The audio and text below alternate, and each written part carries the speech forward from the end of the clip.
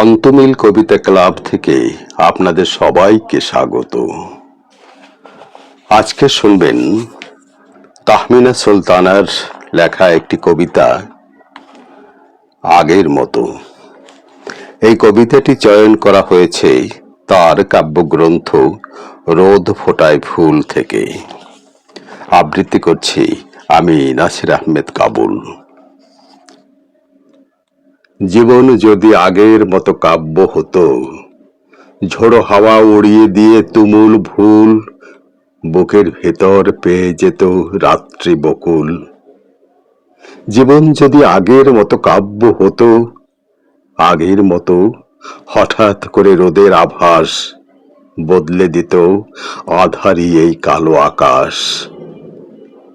জীবন যদি আগের মতো কাব্য হতো, শেষ বিকেলে হেঁটে যেতাম নদীর ধারে, ছুঁয়ে দিতাম পূর্ণিমা রাত আলতো করে। জীবন যদি আগের মতো কাব্য হতো, চলে যেতাম তোমায় নিয়ে সাত সকালে, তুমি আমার কান্না হতেই অন্তরালে।